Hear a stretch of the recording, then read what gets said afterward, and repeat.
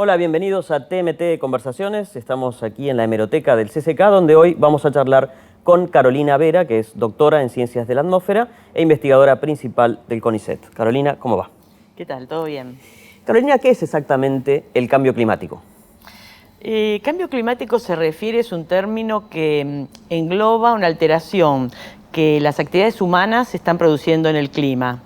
Hay dos tipos de alteraciones que producen los seres humanos. Uno tiene que ver con los cambios en la superficie terrestre, deforestación, urbanización, pero esos generan impactos locales o regionales en el clima.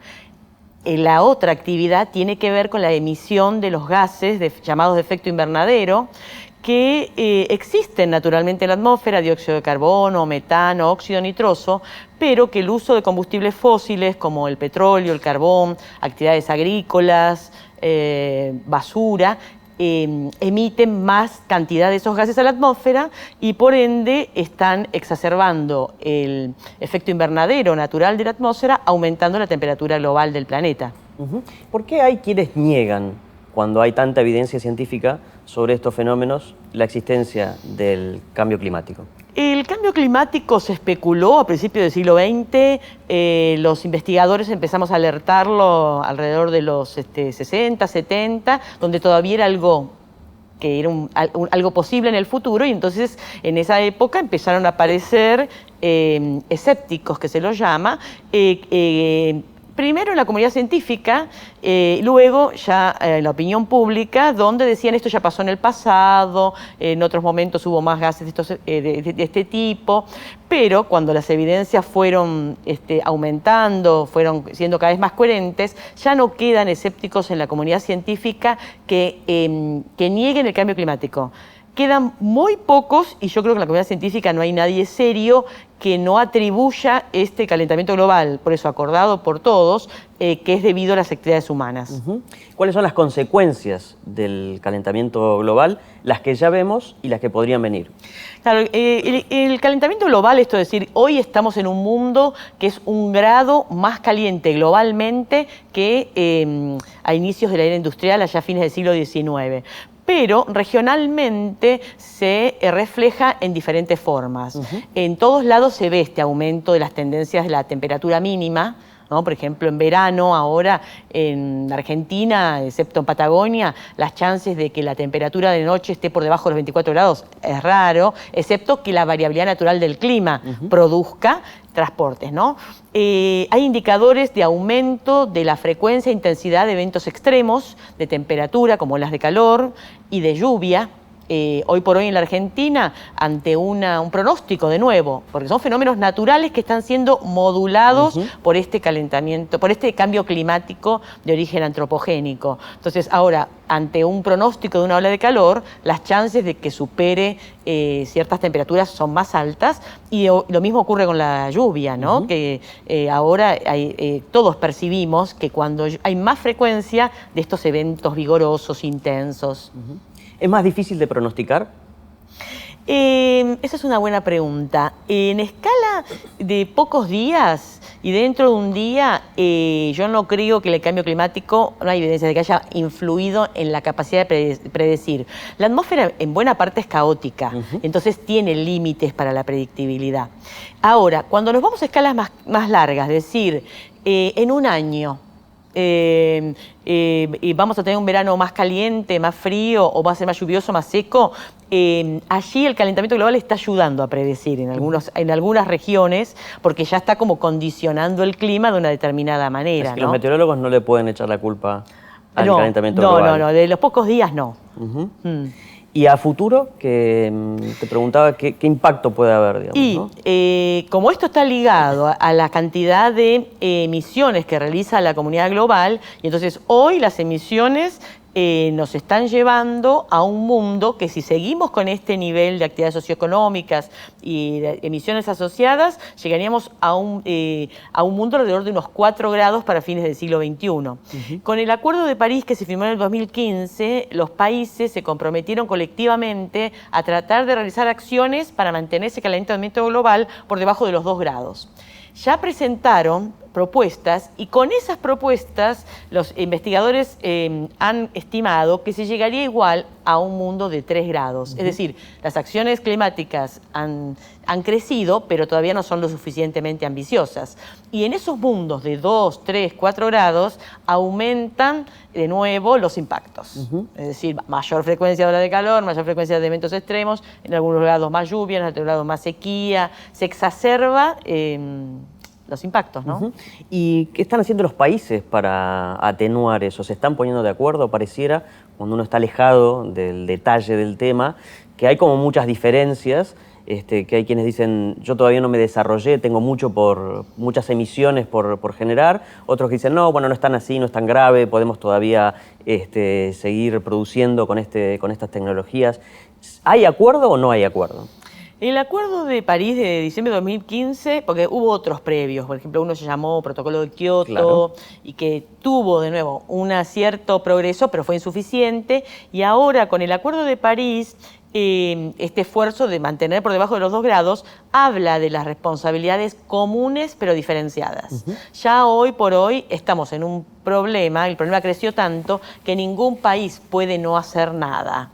Lo que se está discutiendo es que para aumentar las ambiciones de los planes de los países en desarrollo, emergentes, subdesarrollados, los países desarrollados, que son los que han acumulado mayor cantidad de emisiones a lo largo de estas décadas, de alguna manera financien la ambición de los países en desarrollo, y entonces las convenciones ahora, los grandes temas tienen que ver justamente de dónde surgen esos fondos, cómo se van a distribuir, quién pone los fondos, quién los recibe, cómo los recibe, y todo eso es lento, ¿no? Por eso... ¿Cómo se reducen las emisiones? ¿Cambia la tecnología? Sí. ¿Cambian los hábitos de consumo? Las fuentes de los gases de efecto invernadero, que son estos 3 que yo mencioné antes, dióxido de carbono, tiene que ver entonces con el uso de combustibles fósiles, ¿no? Petróleo y carbón, y entonces se habla de la famosa transición energética, que quiere decir ir transicionando los sistemas de producción de energía para que dejen de basarse en petróleo y carbón y sus derivados y transicionen a las famosas renovables, ¿no? Viento, viento, sol, solar, hay también producción por olas, mareas. En el intermedio tenemos la nuclear, la energía hidroeléctrica.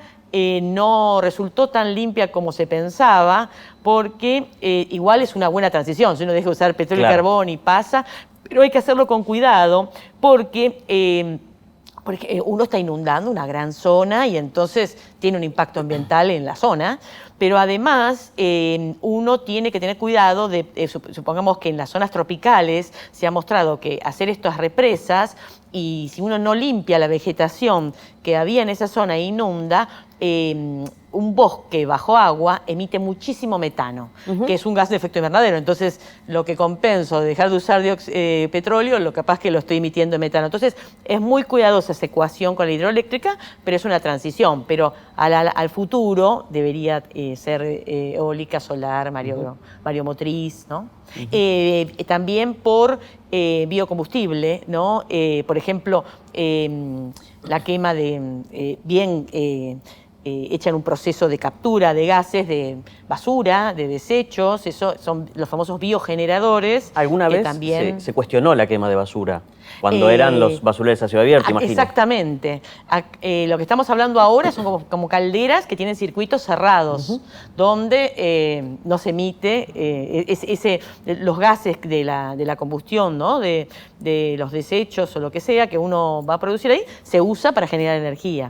¿Eso puede ser una solución para grandes urbes como Buenos Aires, por ejemplo? No, yo no soy una experta en la producción de energía, pero entiendo que no es de súper gran escala, sí puede estar en forma combinada con otras producciones. Por ejemplo, en este año, en el año, no me acuerdo bien si fue 2019 o 2018, hubo un gran apagón, fue el Día del Padre, una gran parte de la Argentina quedó sin luz.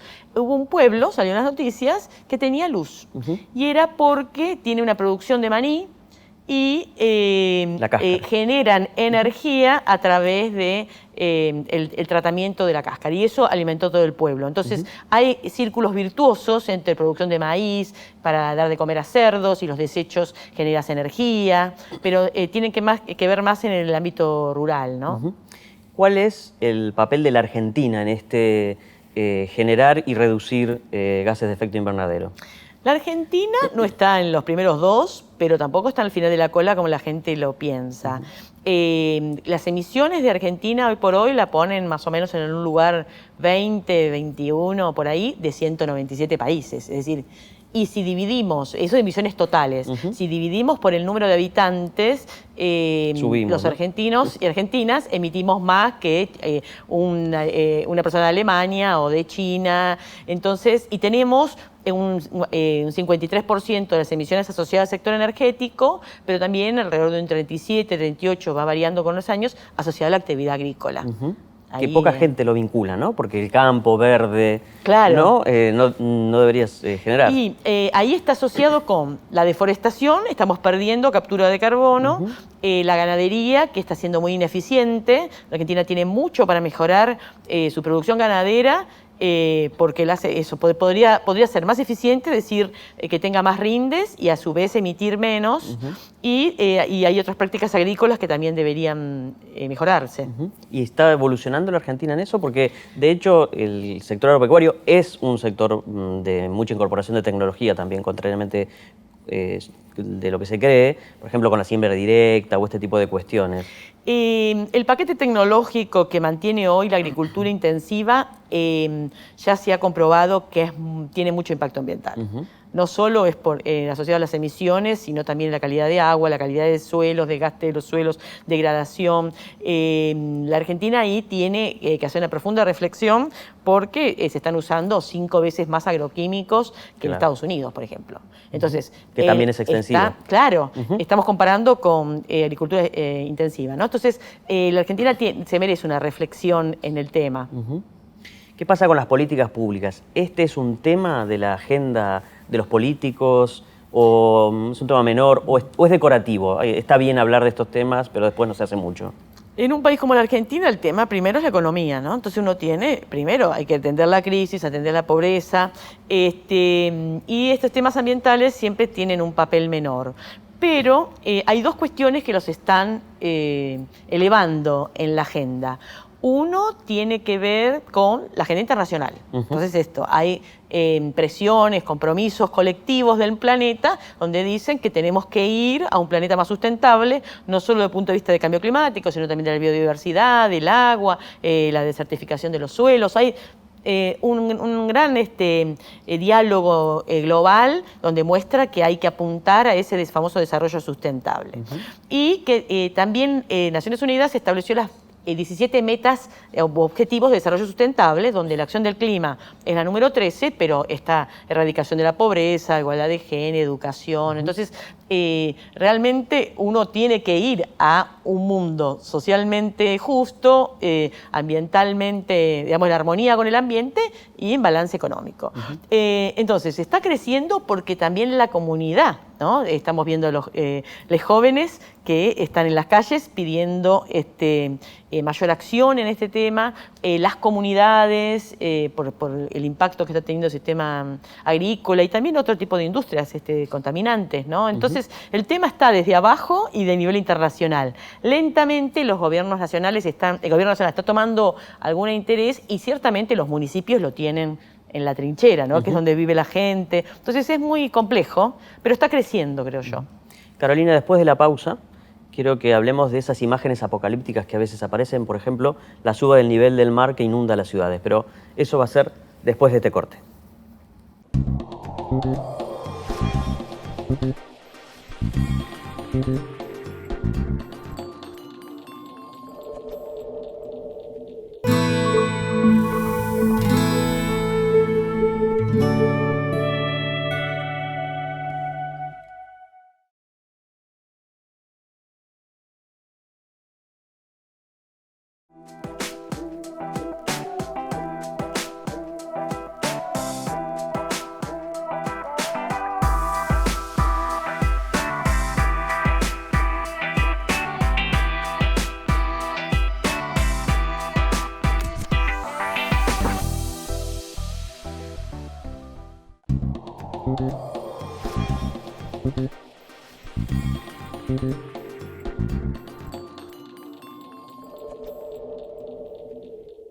Seguimos en TMT Conversaciones, aquí en el CCK, charlando hoy con Carolina Vera, que es doctora en Ciencias de la Atmósfera. Carolina, esas imágenes que a veces circulan, medio apocalípticas, de una suba del nivel de los océanos que inunda grandes urbes, ¿es una realidad posible?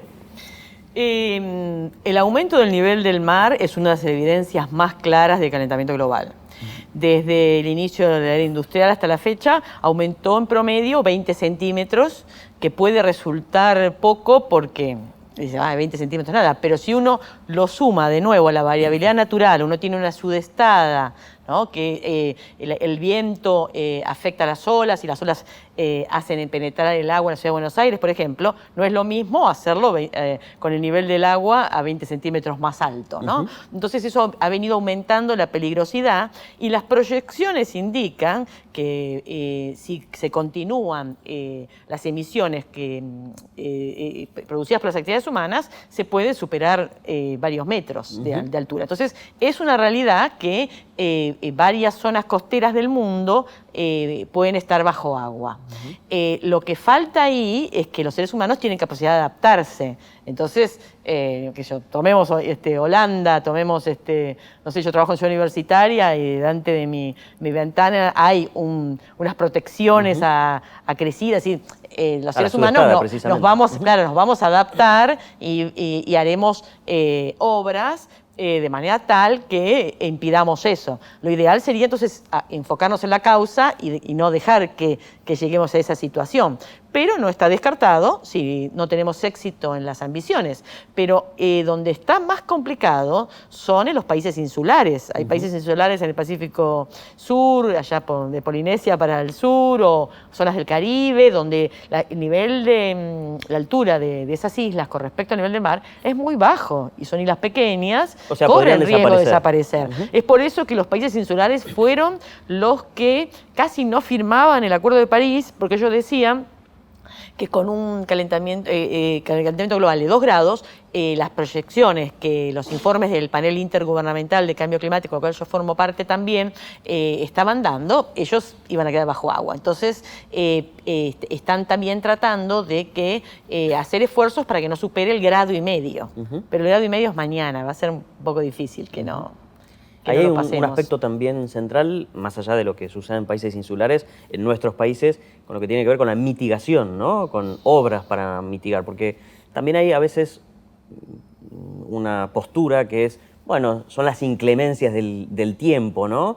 Las que inundan, muchas veces provocan muertes o desastres, afectando poblaciones muy grandes, y en realidad ya se puede predecir algo de esto, ¿es así?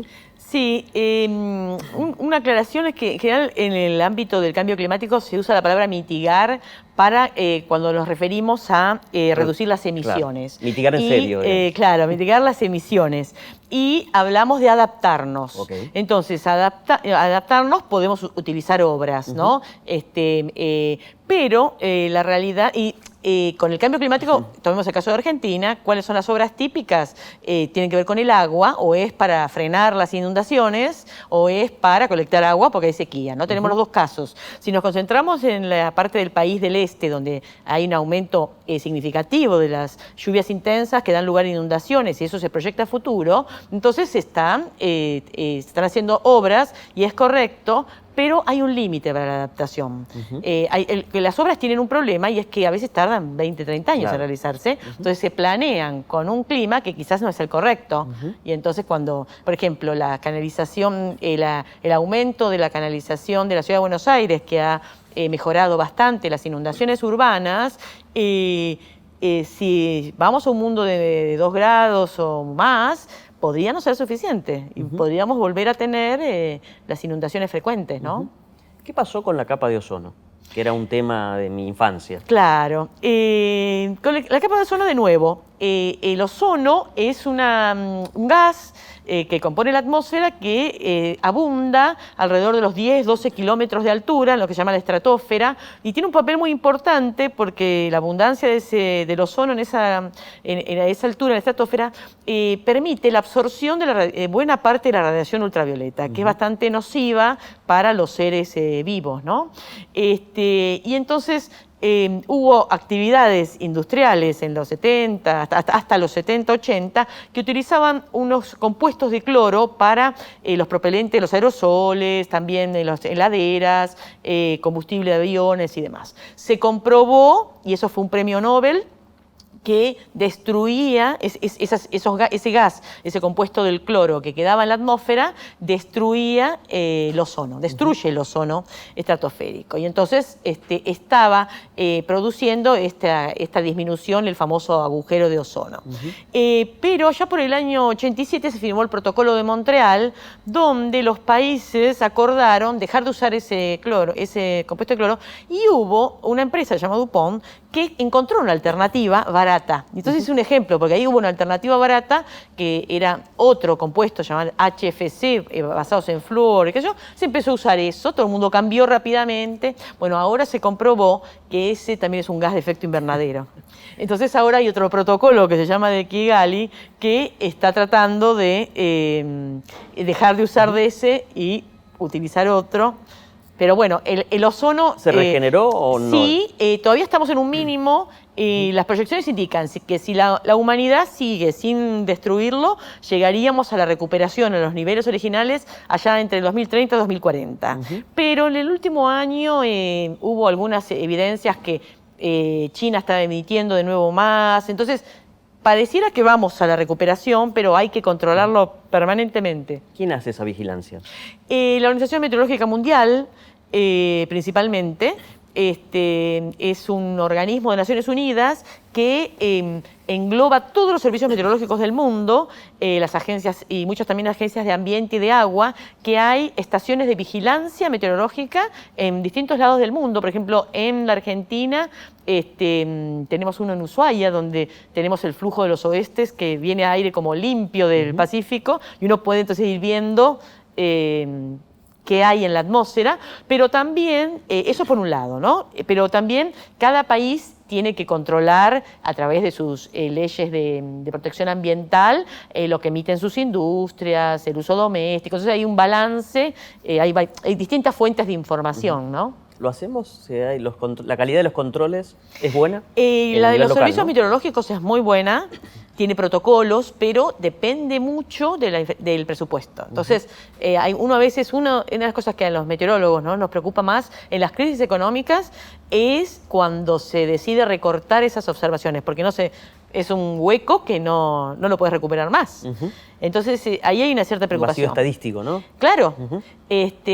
Pero el otro es que en la Argentina todavía no existe como en Estados Unidos hay una agencia, se llama Agencia de Protección Ambiental, en inglés se llama EPA, que monitorea, mide una cantidad de variables ambientales, inclusive esos gases, y entonces que permite tomar decisiones. En la Argentina todavía no tenemos a escala nacional una agencia como esa, y lo cual sería súper deseable para justamente mantener y garantizar esas observaciones, ¿no?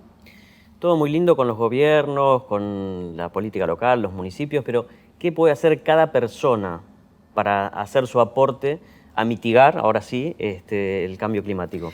Todo lindo con los gobiernos más o menos, porque dijimos que no está tan lindo, no son tan ambiciosos. Entonces, lo primero es realmente los habitantes de este país, los ciudadanos, pueden hacer dos cosas. Una es eso, presionar a los distintos niveles de gobierno que esta sea una política de Estado. Los problemas son socioambientales. No podemos separar los problemas de pobreza de los problemas de contaminación, de problemas de degradación de suelo. Tienen que ver con un modelo de generación, producción y consumo que no es sustentable de muchos puntos de vista. Entonces, atacar los problemas socioambientales con soluciones integradas. Pero después también hay que empezar por casa. Todo el mundo me pregunta pregunta a mí, ay, ¿qué vamos a hacer con las emisiones de los aviones que producen cambio climático? Le digo, bueno, ese es un problema de los países desarrollados. En Europa, la gente en las ciudades viaja en colectivo, entonces el problema es que emite en los aviones. Pero en la Argentina hay un excesivo uso innecesario de auto, por ejemplo. Tenemos que mejorar el transporte para desalentar el uso individual de autos, transicionar el transporte a sistemas más sustentables, eléctricos y demás. Y después la otro gran tema es qué consumimos, qué comemos. Eso tiene mucha influencia en el cambio climático. ¿Cómo? ¿En qué? Y, por ejemplo, si uno quiere comer kiwi de Nueva Zelanda, palta del norte de Brasil, digamos, todas cosas muy ricas y naturales, pero la producción de eso, tuvimos que traer un fruto de miles de kilómetros, pudiendo quizás comer lo que uno se produce cerca de la casa, ¿no? Después está el uso de los plásticos, el aumentar los desechos. Tenemos que ser conscientes de qué hacemos para evitar la basura. El plástico, bueno, ya es algo notorio y claro eso, y el otro tema es el uso de la electricidad. Es fundamental, ¿no? ¿Las tarifas ahí cumplen algún rol? Yo no soy experta en el tema de tarifas, pero sí soy ferviente defensora de educación ambiental. Creo que eso hay que ampliarlo.